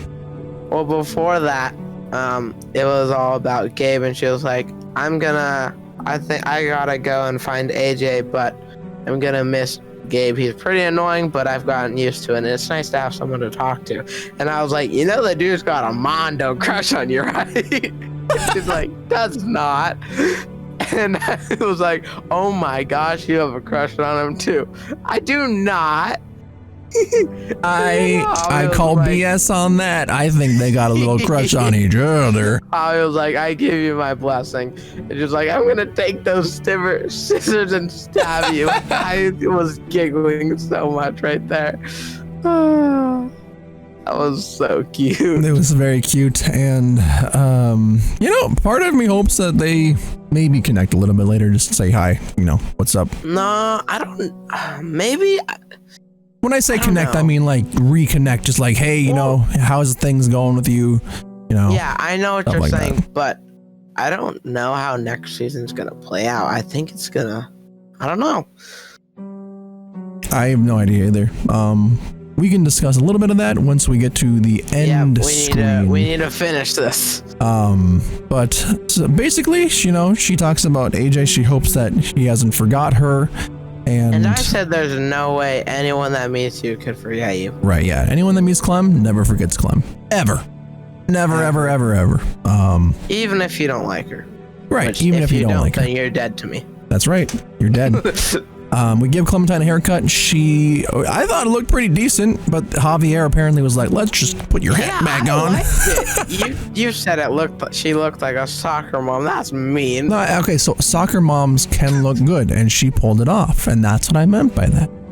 She looks good. Well, you said it like a weird, sarcastic tune. So I look like a soccer mom, dude. But yeah, so then after we give her the haircut, then she says, I'm going to take off. I'm going to miss Gabe. And she pretty much... I gotta go find AJ. Yeah, I got to go find AJ. And we give her the thing like saying, bring him back here, Clem. Yeah, bring him back. Oh, yeah. Yeah. And it was that full circle because Javier said he played against that baseball team on her hat. Yep, the Dodgers or whatever it is. That was so good. I thought that was one of the smartest connections ever. Yep, bringing a full circle like, hey, this is Clementine's hat. Of that logo on her hat, Mitch showed me this a while ago. Oh, yeah, that. Yeah, so me and Mitch... spoiler for The Walking Dead TV show. It's season 1 of the show. Yeah. So pretty much I've gotten into the show of The Walking Dead. It's really good. Definitely recommend it if you have not seen it already. Yep. I think there's going to be 11 seasons. 11th season is coming out sometime this next year, right? Yep. And that's the final, Final season. Yep. So, yeah. Spoiler alert once again. There's like an RV that they're all traveling in. And the logo on the RV is the same logo that is on Clementine's hat, which is really cool. Super cool connection. Yeah. Thought it was pretty legit. So yeah, that kind of ties in. It's like they put something in from the show. I'm sure there's probably a ton of Easter eggs, honestly. Yeah, but like Bro said, we're kind of going up on 2 hours here, so we got to pretty much get this ASAP. So we give Clementine the haircut, and then it goes to like a really cool cinematic of Clementine leaving and saying goodbye to everybody. And then he gave Gabe a nice hug. And okay.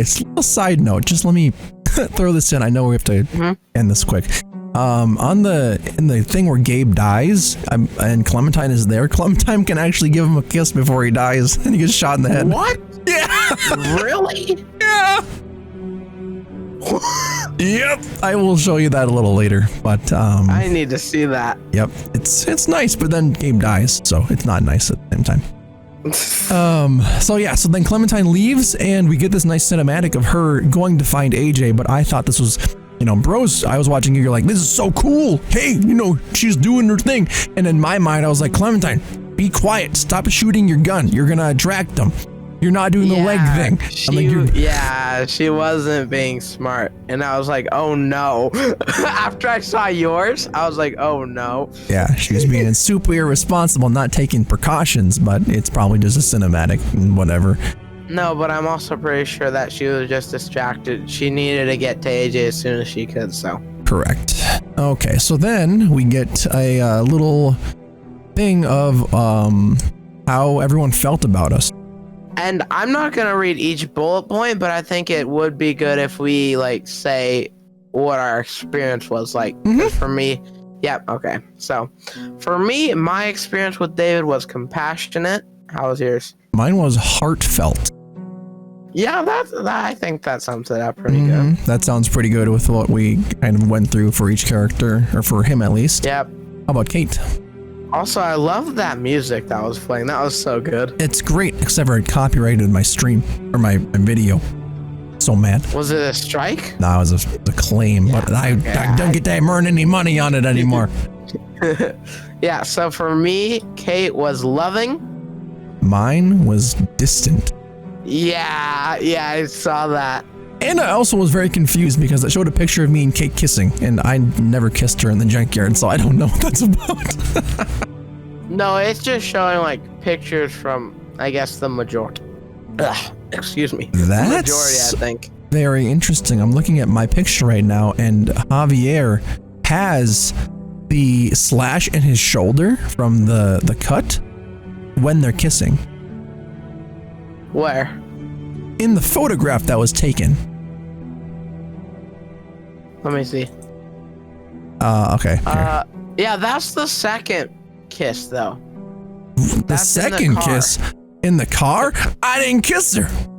Yeah, I know what you mean, though. So, whatever. I didn't kiss her. Rose did, but my things were distant from Kate.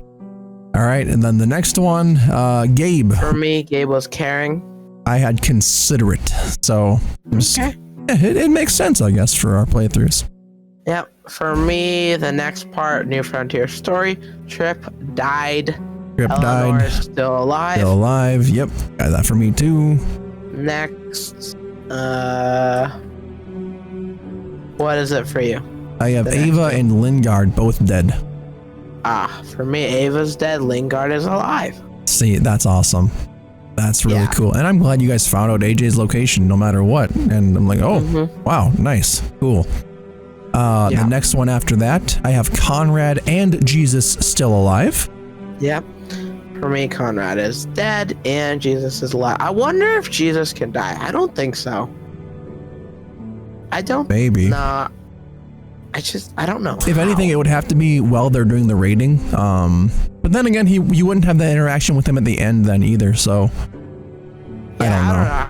I'm gonna assume that he's still alive either way. Right. Next to Joan and Clint. For me, Joan is missing. So for me, Joan is dead and Clint is missing. Yeah. And honestly, I'm happy with that. Although I was thinking about this after the fact. Clint was the one that was giving us the option to leave, do things right. And then we screwed it. You screwed it up. Screwed him over and just shot Joan. So Clint may be in the next game looking for revenge or something like that. Because possibly. So I don't know. So but then again, I have read. I don't know. It's not a spoiler. It's just kind of like. I think that was the end of that kind of section. I don't think Javier and them are coming back now. Oh, you don't? No, because I read that the next season is focusing mainly on Clementine and AJ. Really? Yeah. So, I don't know. But I'm still going to hold hopes high because Kenny got wrecked, so I don't know.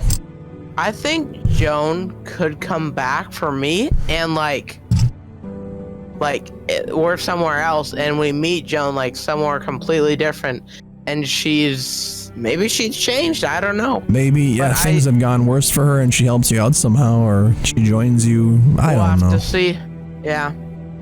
Then we have the choices. Dead. What?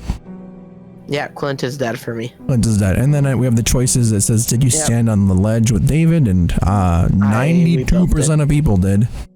Yeah. Another flat up, no decimals. Right, which is very surprising for this game. What did you say to David about Kate?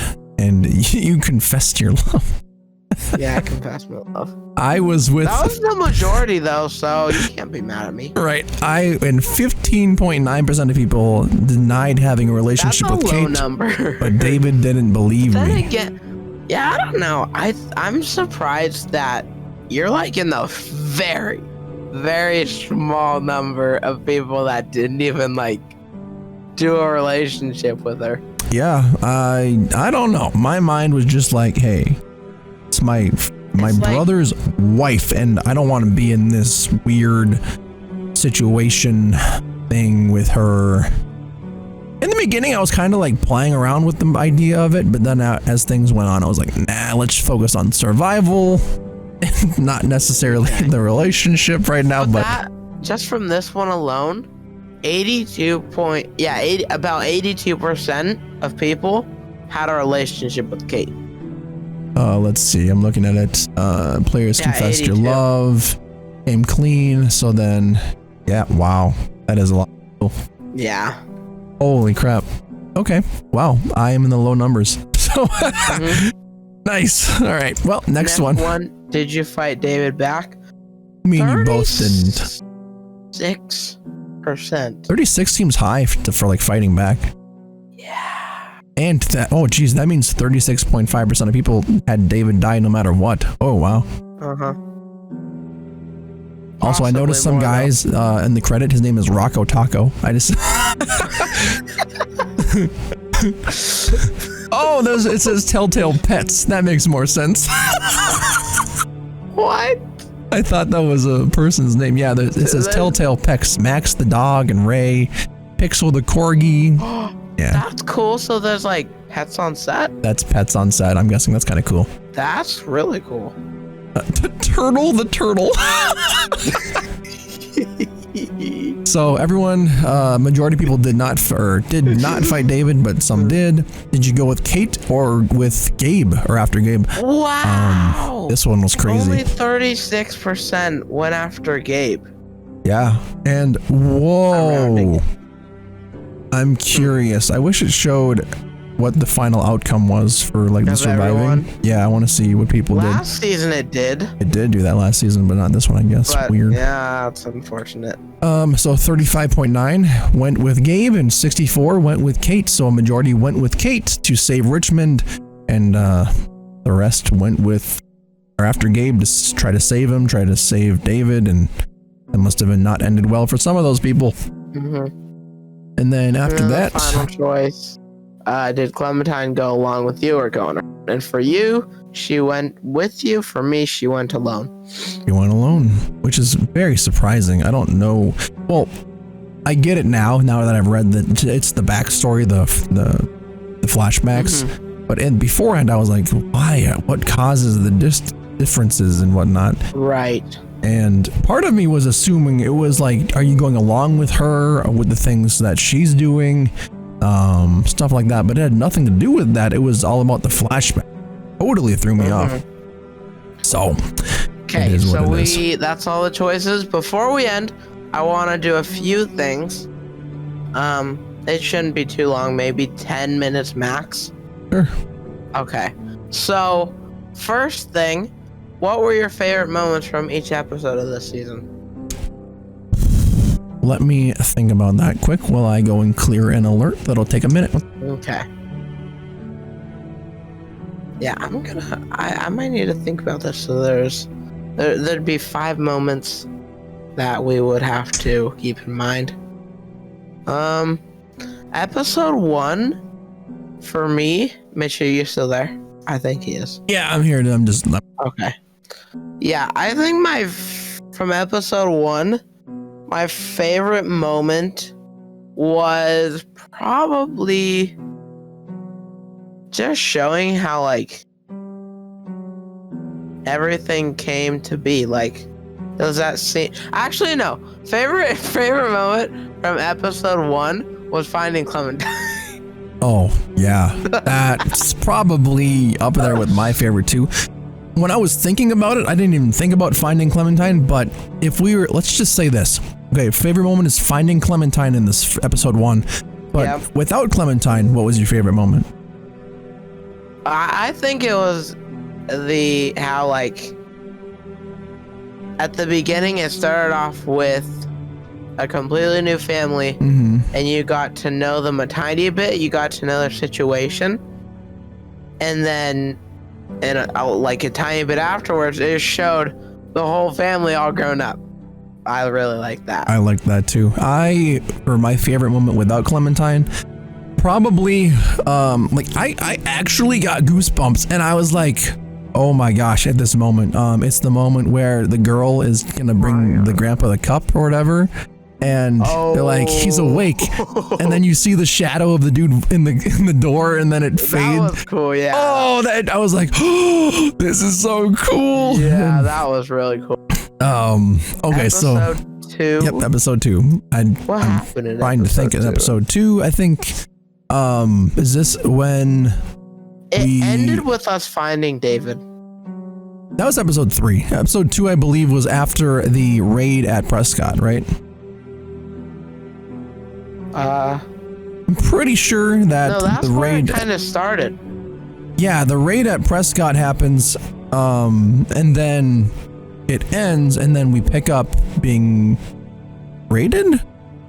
Or no? No, remember it started off with the flashback of the army class. But before that, it was us burying Mariana. After that. Right. Okay. So it ended with us finding David, knowing he's alive. Episode 2? Yeah, at the end of that. And then episode 3 is where we figured out about the new frontier. Hold on. I know for a fact. Let's go through it. So there is episode 1 there. And then episode 2 is there. Got it. Yep. Betrayed. Going there. And we see that David is alive right there. Perfect. Yep. You are more than correct. Okay. So from this one,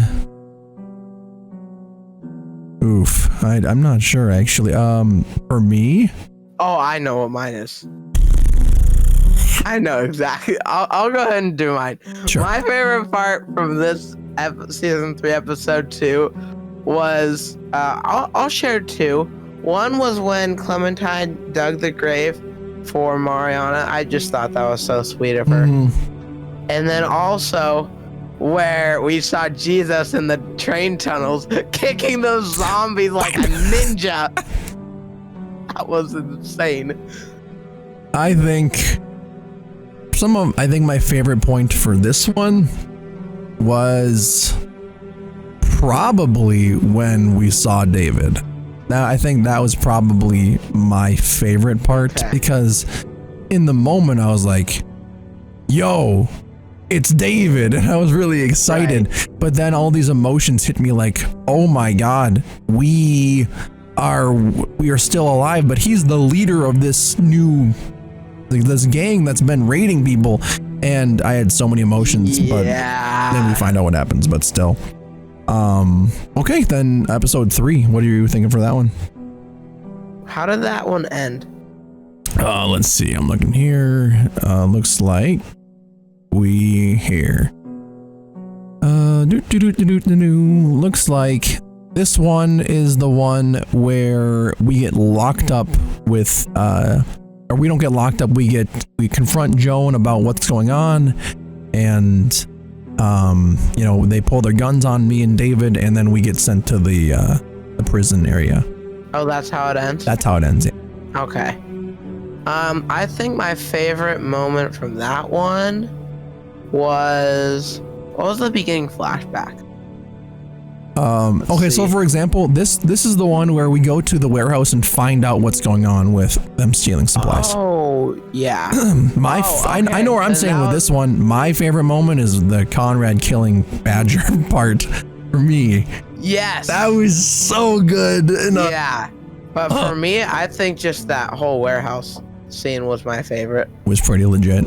Yep, I totally get that. And it played out different. What? Okay, that and the part where we had that flashback of Clementine stealing the meds from AJ, and then that heartfelt moment with well, no, it was when Javier and Clementine hugged. Oh, I thought you were gonna say it's when AJ was like that was so cute. So cute, made me laugh. All right, and episode 4. What do we got? I pretty sure I already know. Let's see. Looks like it's when we were locked up, and then the end of that one ends up with the trial happening with everything. Yep. My favorite scenes, I have a few of them from that one. I think my top favorite scene from that episode 4 of season 3 was the flashback of Clementine and Ava, where Ava was like, "You and AJ, the light in the darkness." That was very special. Yeah, that made me feel so good. And Clementine needed to hear that. Didn't you name your video that? Yeah. Yep, that worked out really well. She needed to hear that because she needed something to help drive her to keep going. And then also another good scene I liked from that was not when me and Javier and Kate were confessing our love, when Chip was trying to do it to Eleanor. He's like, "Oh man, gosh, put my boot in my mouth sometimes." and then he was like, "Would you like to never see me again?" Yeah, he was going off a little bit. I thought that was pretty funny though. So for me, I'd say probably I'm trying to think here. I think probably I liked when it was like a small moment, but it brought me back. When what's his name? Javi got cut on the shoulder, and then Clementine had to stitch him up. It brought me back to when she had to stitch up her own wound with the dog bite. I mean, that's kind of towards the same moment that was my favorite. Right. Light in the Darkness. Yeah. Light in the Darkness had like something to keep her grounded in a way. Yeah. But same old. And then finally, that was a good scene. Episode 5. What are you thinking for that? I really like that beginning flashback a lot. The bones. Really, yeah. And also, probably just the entire ending. Yeah, the entire ending was great. Yeah. I think, based on the title of my final episode, I like the talk you had with your brother, which you didn't get to have, but the talk that you gave him once you finally saved him and Gabe after the crash. It kind of puts it in perspective and, gives him, hey, this is what you leave behind, man. You got to make that choice. And then I also really liked the sweet conversation with me and Trip. Yeah, that was so nice. Yeah. It was like, I wish I would have saved Trip in a way, too. So is that all your moments? That's my moments, and then let's just finish this up with predictions for next season. Yep, that's what I was going to say. What are you thinking, I guess, the overall story is going to be? Oh, no. I mean, besides, you read the thing about you and AJ, but do you have any idea of what could happen based off of anything that happened in the past? I think it's kind of going to be... Oh, wait! I just came up with a mad theory. Mad theory, man. Come on, lay it on me, dude. Mitch, hear me out. Do you think from season 1, do you think Lily can make a return? I think she died in mine. No, she didn't. Remember, she ran off. We both ditched her. She didn't die. I don't know. I haven't thought about that. I thought she was long dead, so. I don't think so. It's a possibility. Okay, well, I'm gonna call it that she comes back. Because, I don't know. I think that's one of the characters that could very well make a return. Okay. And then how about Larry? Is he gonna come back? Is he coming back? No, we smashed his skull in. What? Wait, whatever. In all honesty, with our endings, Kenny could come back as well.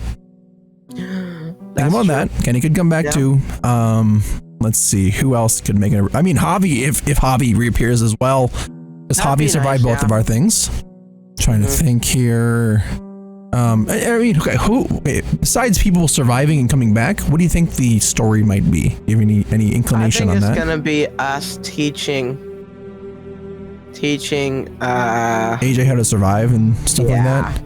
Like season 1 with Lee teaching Clem, but it's Clem teaching AJ. Oh, okay. Yeah, I think that'd be pretty nice. I think that would probably be a good premise for a story, regardless of what they do. So, like, whatever the story is. Oh, no. What? Oh, no. I'm scared. Oh. I'm starting to tear up. I'm scared. Oh, no. What if Clementine dies next season? Well, it is called the final season, so Oh no. I have in the back of my head, I don't think they would do that, but I have no idea. Still, it's a possibility. I think it doesn't happen. I think what you said is more than likely true about, how we're going to be teaching AJ the ropes. Yeah, 100%. I don't know necessarily if we're going to be finding AJ. Part of me thinks that, part of the story is going to be us finding AJ and getting him back. Possibly. But I don't know. Like, it's all up in the air. You said that she's 18 in this one. That's right. That's like 5 years. That's right. Yeah, she's actually, like wait. 14 in this one. Let me retract my statement, because obviously in this one there were flashbacks too. So I don't know if what I was reading was like for like a flashback or like a flash forward. All I know is I just read age was 18, so it could be a flash forward, could be a flashback. I don't know for sure. Well, we'll have to see, I guess. But I guess that's gonna wrap it up for this part. Anything else you want to say? I don't think so. I think that pretty much covers it. Now you have my mind going on like what the heck could be happening, but hey, we're starting this week sometime, right? Yeah, I'm pretty sure this week we can. Oh well, okay. So here's the thing: we can either do The Walking Dead, or we can do It Takes Two. And I don't know if I have time enough for both, so you have to make your choice on that. It Takes Two. Yeah, I'd say let's finish that one. Maybe give ourselves some breathing room for The Walking Dead, and then maybe we can do like every other week we're focused on one. Sure, I like that. We can do that. Okay. So like this week we can do It Takes Two. Then next week I'd say we finish episode 1 over the course of the week of season 4. Yeah, let's do like one episode per week. I think that'd be pretty legit. Yeah, every other week. Yep, I think that sounds good. Awesome. All right, I think that covers everything, and that finishes up the final podcast of season 3. And I want to say thank you guys so much for joining for all of this. This has been quite the journey, and we still have one final season to finish up. I'm worried. I am too. I'm expecting anything at this point. Yeah. So we'll see what happens, but I'm excited, and I want to say thanks everyone for joining. Please consider commenting and subscribing and liking to both of our channels for all of the hard work you've put into all of this. And kind of expect the same thing for season 4. We're going to kind of be doing the same thing with like doing the podcast, doing all the, talking and stuff. So and we might be doing a few extra videos at the end. Yeah, we're going to do like a tier list. Yeah, of all the characters. So that should be pretty fun. I'm going to signal off now and let Bros take off with his ending shortly. But I want to say thanks, guys, for joining, and I'll catch you guys in season 4. Peace. I'm so glad you're enjoying the series so far, but don't forget to subscribe to my friend Virtual Party Center. Also remember to keep moving forward and stay still, not bitten.